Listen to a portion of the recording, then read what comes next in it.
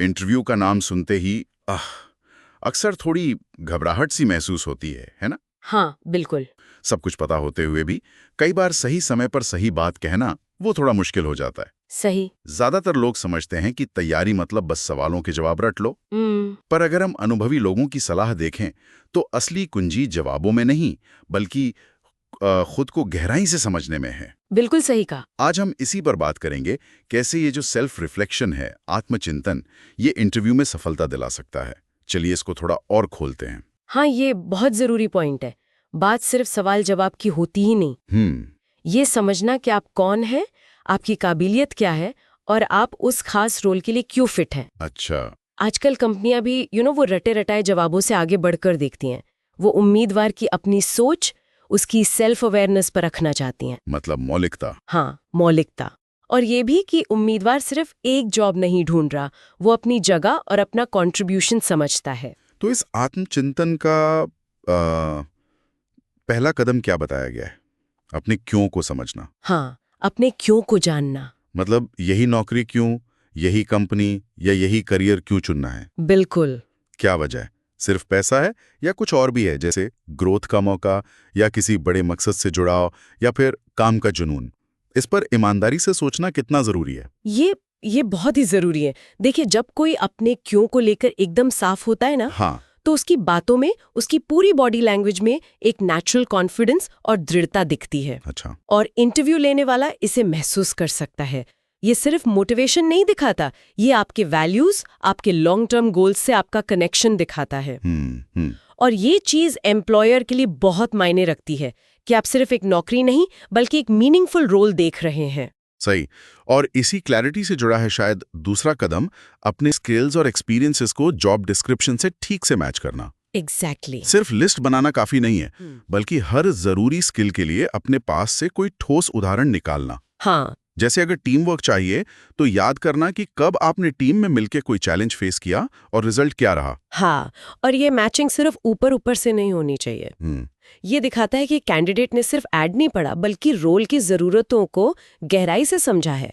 जब आप ठोस उदाहरण देते हैं, जैसे मैंने इस प्रोजेक्ट में ये किया जिससे सेल्स 15% बढ़ी, तो ये सिर्फ दावे करने से कहीं ज्यादा पावरफुल होता है। सही बात है। ये आपकी तैयारी और सीरियसनेस दिखाता है। बिल्कुल। अच्छा, तीसरा महत्वपूर्ण पॉइंट है अपनी असली ताकत और कमजोरियों का मतलब ईमानदारी से एनालिसिस करना। हाँ, ये थोड़ा ट्रिकी होता है। लोग अक्सर यहाँ थोड़ी डिप्लोमेटिक हो जाते हैं, कह दिया मैं परफेक्शनिस्ट हूँ, लेकिन जोर तो ईमानदारी पर होना चाहिए ना? बिल्कुल, ईमानदारी जरूरी है, लेकिन साथ में प्रेजेंटेशन भी। अच्छा। अपनी ताकत को सिर्फ बताना नहीं, छोटे छोटे उदाहरणों से साबित करना चाहिए। और कमजोरियों को मानते हुए ये बताना जरूरी है कि आप उन्हें सुधारने के लिए क्या कर रहे हैं। जैसे कोई कह सकता है, मैं कभी कभी डिटेल्स में बहुत ज्यादा उलझ जाती हूँ, लेकिन अब मैंने प्रोजेक्ट मैनेजमेंट टेक्निक से प्रायोरिटाइज करना सीखा है। अच्छा, यानी कमजोरी को भी एक पॉजिटिव तरीके से दिखाना। हाँ, ये रवैया आपका ग्रोथ माइंडसेट दिखाता है, जो आजकल बहुत वैल्यू किया जाता है। चौथा कदम है बिहेवियरल सवालों के लिए तैयारी।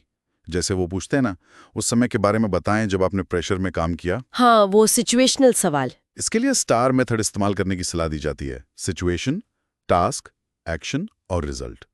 ये कैसे मदद करता है? स्टार मेथड, हाँ, ये असल में आपके जवाबों को एक स्ट्रक्चर देता है। ओके। इससे आपकी कहानी बिखरी हुई नहीं लगती, बल्कि एकदम क्लियर और असरदार बनती है। ये सोचने की क्लैरिटी दिखाता है। जब आप क्रम से बताते हैं क्या सिचुएशन थी, आपका टास्क क्या था, आपने क्या एक्शन लिया और उसका नतीजा क्या निकला, तो सुनने वाले के लिए आपकी काबिलियत समझना बहुत आसान हो जाता है। मतलब रटने जैसा नहीं, बल्कि अपनी बात को अच्छे से रखने का तरीका है। एग्जैक्टली। और पांचवा कदम, जो शायद थोड़ा मुश्किल लगे, अपनी पिछली असफलताओं पे सोचना और उनसे क्या सीखा ये समझना। लोग अक्सर फेलियर्स को छिपाना चाहते हैं। हाँ। लेकिन देखिए, असफलता छिपाना कहीं ना कहीं इमैच्योरिटी दिखाता है। अच्छा। इसके उलट, जब कोई कैंडिडेट अपनी गलती मानता है और बताता है कि उस अनुभव से उसने क्या सीखा और कैसे खुद को सुधारा, तो ये उसकी ह्यूमिलिटी, लर्निंग एबिलिटी और रेजिलियंस दिखाता है। रेजिलियंस, हाँ। कंपनियां ऐसे लोगों को वैल्यू करती हैं जो झटकों से उभर कर आगे बढ़ सके। ये दिखाता है कि आप रिफ्लेक्ट करके खुद को बेहतर बनाते हैं। सही। और इस पूरी तैयारी का आखिरी छठा कदम है अपनी कहानी कहने की प्रैक्टिस करना। प्रैक्टिस, हाँ। सिर्फ पॉइंट्स याद रखना काफी नहीं है, उन्हें एक दिलचस्प और नेचुरल तरीके से पेश करना जरूरी है। कहते हैं कि जोर से बोलकर अभ्यास करना चाहिए। अभ्यास तो बहुत ही जरूरी है। ये रटना नहीं है, बल्कि अपनी कहानी को कॉन्फिडेंस से और सहजता से सुनाने की कला डेवलप करना है। जब आप प्रैक्टिस करते हैं तो शब्द आपके अपने लगते हैं, बनावटी नहीं। सही। इससे इंटरव्यू के दौरान आपकी नर्वसनेस कम होती है और आपकी पर्सनालिटी उभर कर सामने आती है। आपकी कहानी आपकी पहचान बन जाती है। तो इन सब बातों का निचोड़ क्या निकलता है? हमने देखा कि कैसे आत्मचिंतन इंटरव्यू की तैयारी को सिर्फ रटने से आगे ले जाकर खुद को समझने और सही ढंग से पेश करने की कला में बदल सकता है। हाँ। अपने क्यों को पहचानना, स्किल्स मैच करना, ताकत कमजोरी पर ईमानदार रहना, STAR मेथड से जवाब देना, असफलताओं से सीखना और अपनी कहानी कहने की प्रैक्टिस करना। और ये समझना भी जरूरी है कि आत्मचिंतन का फायदा सिर्फ इंटरव्यू तक नहीं है। हाँ, ये तो है। ये जिंदगी के कई और हिस्सों में भी काम आता है। जब आप खुद को, अपनी प्रेरणाओं को, अपनी क्षमताओं को बेहतर जानते हैं तो आप किसी भी मुश्किल सिचुएशन का सामना ज्यादा कॉन्फिडेंस और क्लैरिटी से कर पाते हैं। ये एक तरह का लाइफ स्किल है। बिल्कुल।